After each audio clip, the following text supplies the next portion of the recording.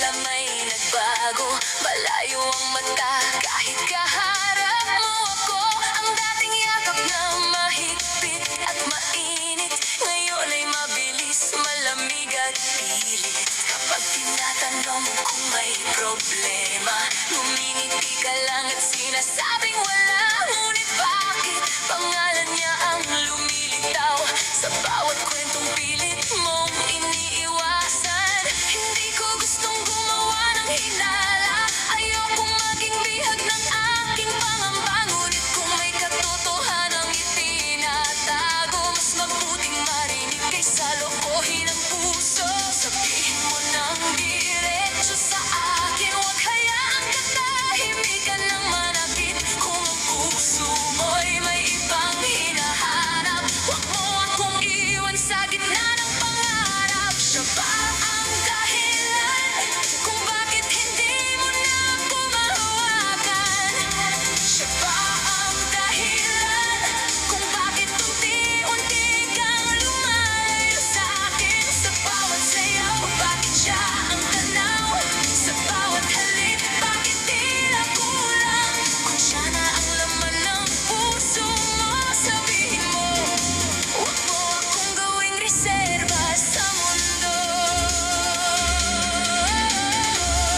Siya ba ang dahilan? Huwag mo akong paglaruan, masakit man ang katotohanan. Siya ba ang dahilan? Tingin, iwas, puso'y nagtatanong, lapit, layo, mundo'y umiikot, kaliwa, kanan, sagot ay kailangan. Siya ba ang dahilan? Hindi ko siya gustong sisihin agad, baka ikaw naman ang kusang lumalakad. Hindi kasalanan ng ibang tao kung ikaw ang pumiling hatiin ang puso mo. May kulang sa ating relasyon, bakit hindi mo sinabi bago ka lumingon? Handa naman akong makinig at magbago, ngunit hindi para mawala ang tunay kong pagkatao. Hindi ko hahabulin ang taong umaalis, hindi ko ipaglalaban ang pag-ibig na pilit. Kung kailangan kitang agawin sa kanya, baka matagal ka nang hindi talaga akin pala. Karapat-dapat akong mahalin ng malinaw, hindi sa pusong laging may ibang tanaw. Hindi ko kailangang makipagbaligsahan para lamang patunayang ako'y karapat-dapat mahalin. Kung siya ang pinili ng damdamin mo, huwag mo nang ikulong ang sarili mo rito. Ngunit bago ka tuluyang lumisan, ibalik mo sa akin ang katotohanang ipinagkait mo lamang. Siya ba ang dahilan kung bakit hindi mo na ako mahawakan? Siya ba ang dahilan kung bakit unti-unti kang lumalayo sa akin? Sa bawat sayaw, bakit siya ang tanaw? Sa bawat halik, bakit tila kulang? Kung siya na ang laman ng puso mo, sabihin mo, huwag mo akong gawing reserba sa mundo. Isang hakbang palapit, dalawang hakbang palayo. Taas ang kamay, pagkawala ng puso. Huwag mong magtago, sabihin ang totoo. Kung hindi na ako naman ang lalayo. Hindi ko kailangan ng sagot na maganda, kailangan ko ang sagot na tapat at malinaw. Dahil mas madaling paghilumin ang pusong nasaktan kaysa pusong araw-araw mong pinaghihintay sa wala. At kung ako pala ang dahilan ng paglayo, sana sinabi mong hindi ka na masaya rito. Ngunit kung siya ang pinili mong tahanan, palalayain kita at sarili ko'y iingatan.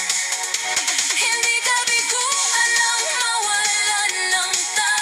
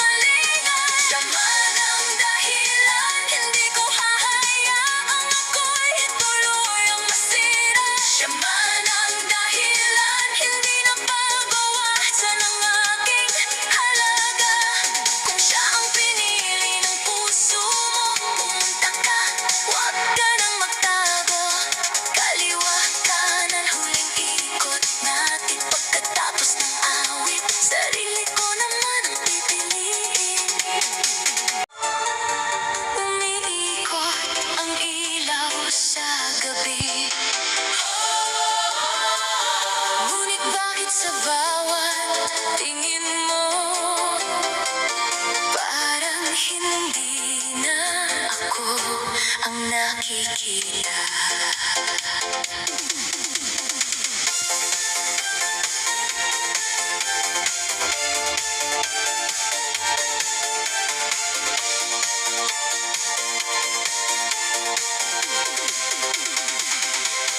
Dati ako ang una mong tinatawagan kapag magulo ang iyong isipan.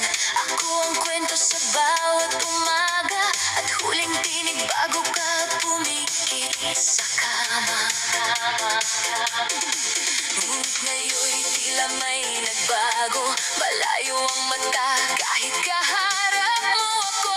Ang dating yakap na mahigpit at mainit, ngayon ay mabilis, malamig at pilit. Kapag tinatanong kung may problema, ngumingiti ka lang at sinasabing wala. Ngunit bakit pangalan niya ang lumilitaw sa bawat kwentong pilit mong iniiwasan? Hindi ko gustong gumawa ng hinala, ayokong maging bihag ng aking pangamba. Ngunit kung may katotohanang itinatago, mas mabuting marinig kaysa lokohin ang puso.